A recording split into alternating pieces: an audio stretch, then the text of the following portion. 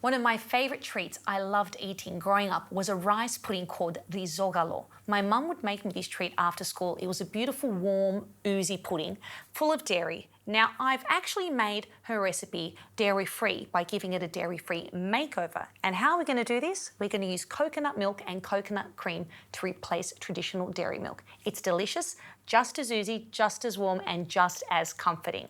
Now, to start, all we need to do is grab a saucepan and add our ingredients in. Our rice is arborio rice today because it has a high starch content. That's what you want to use. You want the starch to release into the milk as it's simmering so it goes nice, creamy and oozy. To this, we add caster sugar.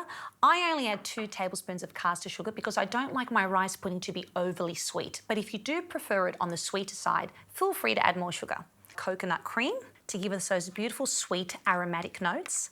And to this, we add coconut milk. Now, I like to use a combination of cream and milk to get the texture right.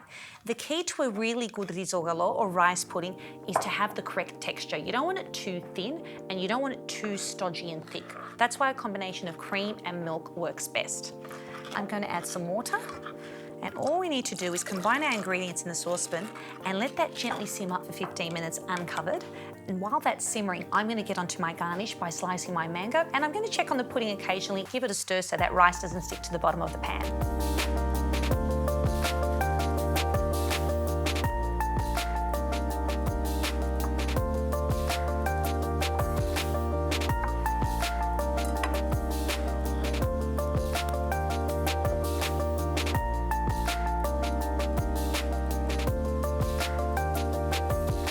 Now this pudding has been resting for 5 minutes. It does thicken as it cools, so if it does look a little thin when you're pouring it into the bowl, don't worry, it will thicken. You can enjoy it cold or warm. Personally, I love it warm, and I also love it garnished with some mango, because mango and coconut are best friends and work beautifully together. So we're just going to pop some mango slices over the top. You could use berries here, or pear, or even banana. They all work beautifully. And then to give it a real gourmet touch, we're going to top it off with some maple and almond granola. This is an Australian-made granola. It's gluten-free. It's roasted and blended with real maple syrup. It contains toasted almonds, so you get that beautiful crunch in every bite. And it adds a fibre boost to your rice pudding. So everyone wins. Just a little bit more for added crunch.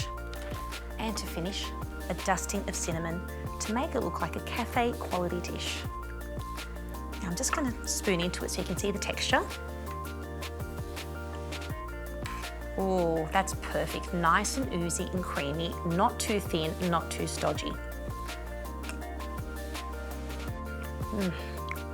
That is the creamiest rice pudding you will ever make without a single drop of dairy.